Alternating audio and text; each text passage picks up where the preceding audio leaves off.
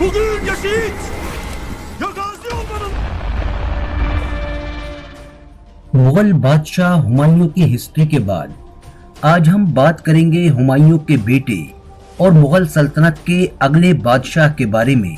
और इस बादशाह की हिस्ट्री को समझने के लिए चलिए चलते हैं हिंदुस्तान की सरजमी पर, जहां हुमायूं एक बार फिर अपनी सल्तनत कायम कर चुका था और 6 महीने हुकूमत करने के बाद उसका इंतकाल हो गया था।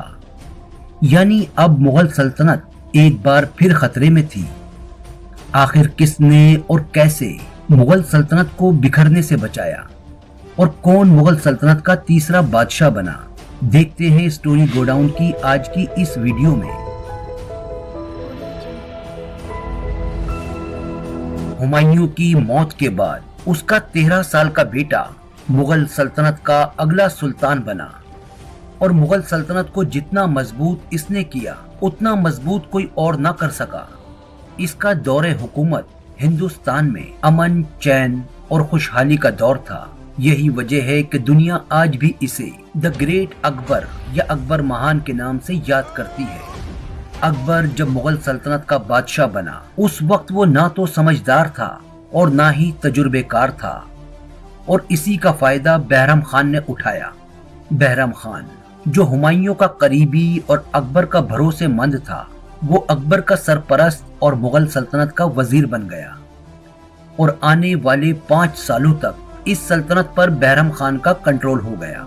हुमायूं की अचानक मौत से मुगल सल्तनत पर खतरे के बादल मंडराने लगे थे। मुगल सल्तनत के दुश्मन को अब ये एक कमजोर सल्तनत दिखने लगी थी, वो सूरी सल्तनत, जो अभी कुछ ही अरसा पहले हुमायूं से शिकस्त खा चुकी थी। वो मौके को गनीमत जानते हुए अपनी पूरी ताकत के साथ मुगल सल्तनत पर अटैक करने के लिए निकल पड़ी।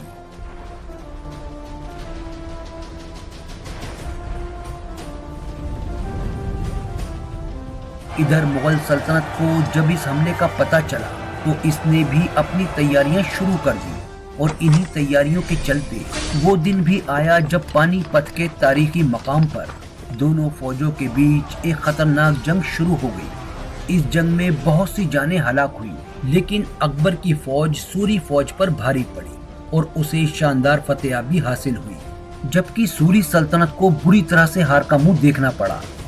पानीपत की ये वही तारीखी जगह थी जहां अकबर के दादा बाबर ने इब्राहिम लोधी को शिकस्त देकर मुगल सल्तनत की बुनियाद रखी थी। तारीख में इस जंग को the second battle of Panipat के नाम से जाना जाता है। अकबर इस जंग में शानदार जीत हासिल कर चुका था और अब सल्तनत में अमनो अमान भी कायम हो चुका था। लेकिन अकबर अभी सिर्फ नाम का ही बादशाह था, क्योंकि हुकूमत पर कंट्रोल अभी बहरम खान का ही था। लेकिन गुजरते वक्त के साथ आहिस्ता आहिस्ता ये बात अकबर को भी समझ आ गई, और अब वो सिर्फ नाम का ही नहीं बल्कि दिमाग से भी अकबर हो चुका था।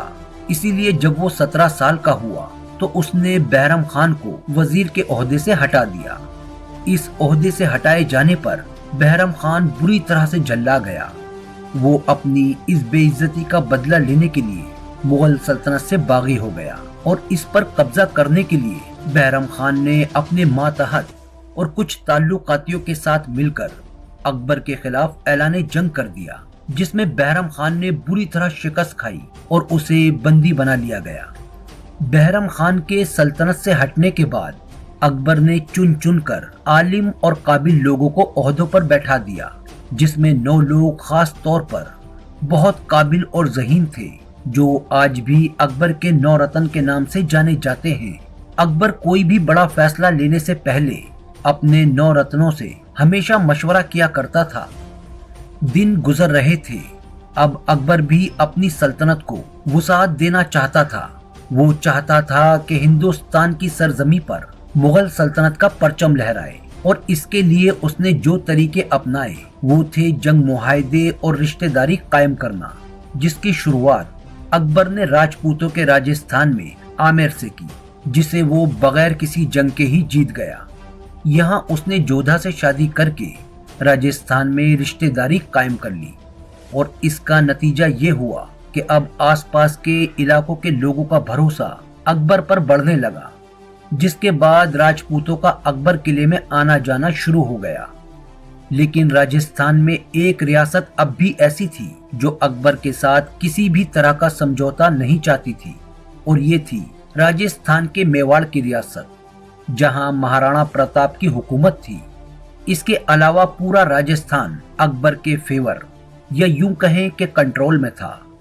अकबर ने मेवाड़ से भी ताल्लुकात कायम करने के लिए अपने वजीरों को वहां भेजा, जिसे महाराणा प्रताप ने पूरी तरह से खारिज कर दिया और जंग का ऐलान करके अकबर के वजीरों को वहां से भेज दिया। और फिर 18 जून सन 1576 को दोनों फौजों का हल्दी घाटी के मकाम पर सामना हुआ, जहां इस जंग में महाराणा प्रताप को जबरदस्त शिकस्त हुई और उसे जंग का मैदान छोड़कर भागना पड़ा। इस जंग को हिस्ट्री में बैटल ऑफ हल्दी घाटी के नाम से जाना जाता है। यहाँ ये बात बताना जरूरी है कि ये कोई मजहबी जंग नहीं थी, क्योंकि इस जंग में जहां एक तरफ अकबर की फौज की कमान मान सिंह ने संभाल रखी थी, जो एक हिंदू राजपूत थे, तो वहीं दूसरी तरफ महाराणा प्रताप की फौज में भी हकीम खान सूर जैसे बड़े बड़े मुस्लिम सरदार और कमानदार मौजूद थे। अकबर ने विरासत में मिली इस सल्तनत को अफगानिस्तान से बंगाल और कश्मीर से दक्कन तक फैला दिया था।